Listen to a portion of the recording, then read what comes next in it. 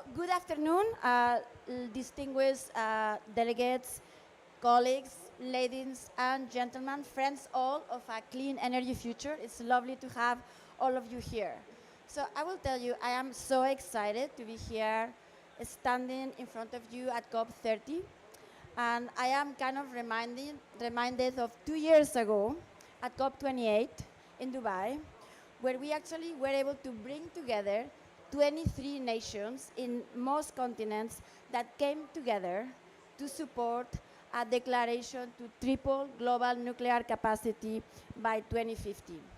It was a truly bold moment, and it was a very ambitious moment.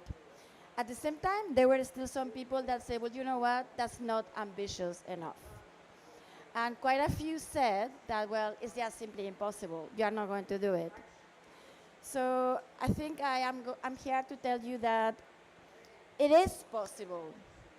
And it is absolutely within reach. And it's only if we act decisively and collaboratively. So this is the message that we have here. So let me tell you about the story so far. So since 2023, COP28, since that historic pledge, the world has moved quite aggressively forward. We have had more countries that joined the declaration. We have seen many governments that have actually included nuclear energy in their plans. We have seen industry work together to accelerate. And frankly, we have seen civil society all over the world to ask proactively for nuclear energy. And I am here to give you fabulous news. This is exciting news, so be ready to clap. So today, we welcome two new nations, signatories, supporters of the declaration to triple global nuclear capacity to 2050. So I will tell you who those are. So alphabetically, first, the Republic of Rwanda is one of the new signatories. Woo! So although Honorable Dr. Jimmy Gasol was unable to join us today, Rwanda's bold ambitions in nuclear energy strongly resonate with the global community's efforts to accelerate clean, reliable, and accessible energy transition. So we are keen to have Rwanda joining this coalition of the ambitious. And then second, and super exciting, Senegal. Woo! So Honorable Minister Nian, who is also unable to join us today, recently issued a powerful call to action. I'm going to read some quotes from a recent event where he spoke. So he said, Africa must not stand behind, but stand at the forefront. And his words underscore the urgency and the ambition of placing nuclear energy at the heart of Africa's energy future. He emphasized the role of nuclear energy not only delivering affordable and resilient electricity, but also advancing scientific capacity, engineering expertise, and technological sovereignty. So I think that Senegal's nuclear research reactor and all the preparations that are taking place right now for small modular reactors deployment after the Vision Senegal 2050 are a testament to the country's commitment to innovation, progress, and leadership. So thank you very much. And we have today with us Ms. Catherine Diom. Did I pronounce it correctly? So she is representing the government of Senegal. So thank you very much for your leadership.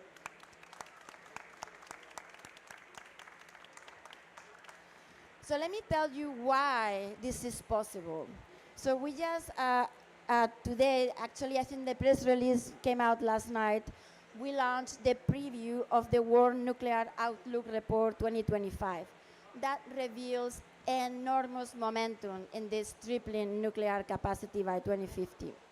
So looking at national commitments, already total 1,363 gigawatts of electricity by 2050.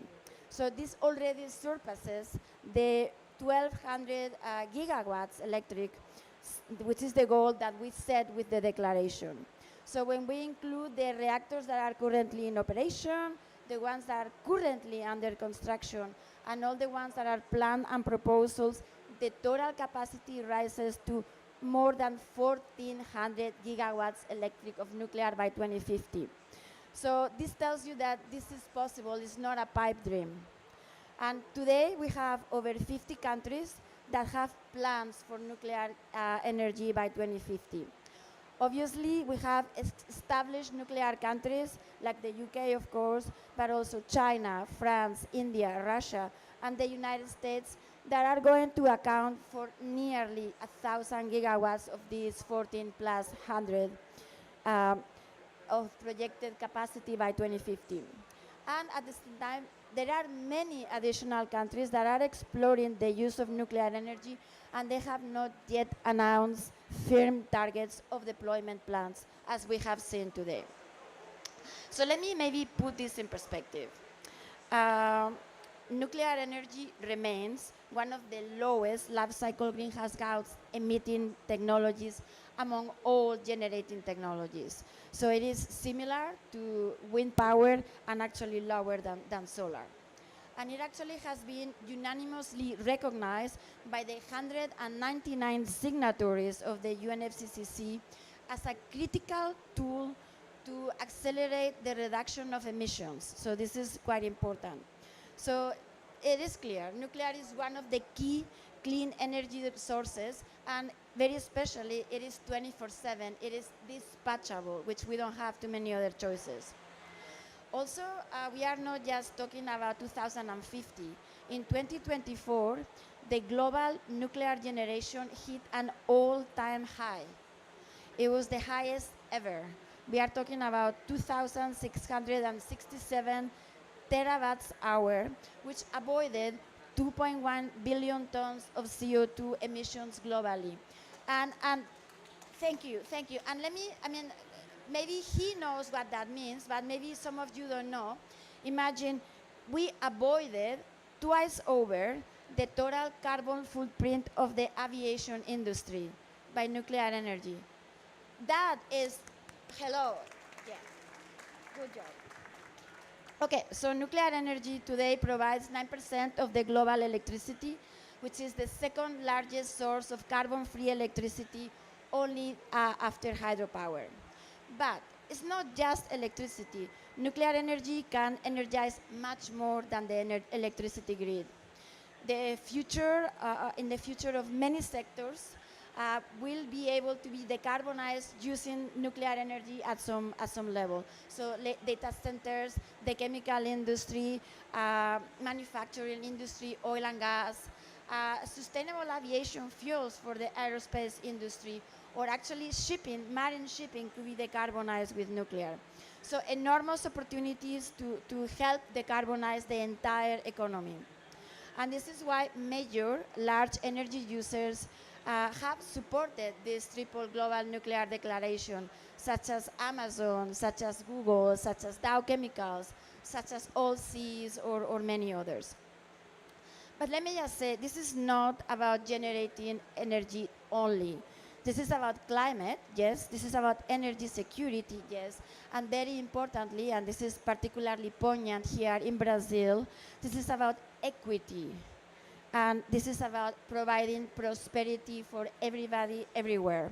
So I think it's important that we work together to give every nation the tools that they need to decarbonize, recognizing that the tools will be different for many countries, and in many cases it will include nuclear, and in many cases it will not. But they all have the opportunity to choose what tools they are going to use. But it's also about ensuring that every nation remains independent and self-reliant.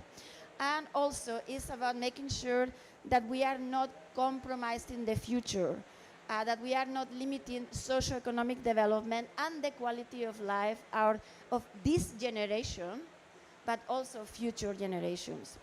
And let me just close by give you, this is the part of where we all think what this means to us. So declarations are great, and national commitments are fabulous, but all by themselves are not enough. We now need to deliver. deliver, deliver. So the triple nuclear moment cannot just be a slogan. It has to be a call for action. So this means that to succeed, we really need to turn political goodwill into pragmatic and realistic policies and industrial action plans. This means that we all need to work together with the finance community to make sure that we put together the appropriate financial frameworks that secure affordable financing for nuclear and all carbon-free energy sources. This means that we work together with regulators to streamline and optimize licensing and permitting. And this means that we work together, the industry itself, to rebuild our capabilities, our supply chain, and we invest in human capital, many of which is here around the room. So yes, governments that are here at COP30 working together to set the frameworks are very important, but the industry, many of us, we really need to work together with these governments to build, deliver this future. So now, let me just give you the key message here. The path to tripling nuclear capacity is open, is real, but it does demand bold, pragmatic, and visionary leadership. We really need forward-thinking policies, and we do need sustained investment. So governments must act now, but the industry needs to deliver, and we need to work together with civil society to make sure that they are part of this movement that does include nuclear energy as a cornerstone for clean, reliable, and resilient energy future. So let me just tell you that a cleaner, more resilient future is within reach, one where our communities enjoy healthy environments, industries grow sustainably, and energy access is secure and equitable. And with this, I think that we need to move with purpose. We need to invest in solutions that work, and we need to shape a tomorrow that is defined by reliability, innovation, and climate responsibility. So thank you very much for being here, and thank you again, Jayo Catherine Diop, for being here representing Senegal in this very important moment for the Tripling Nuclear Coalition. Thank you.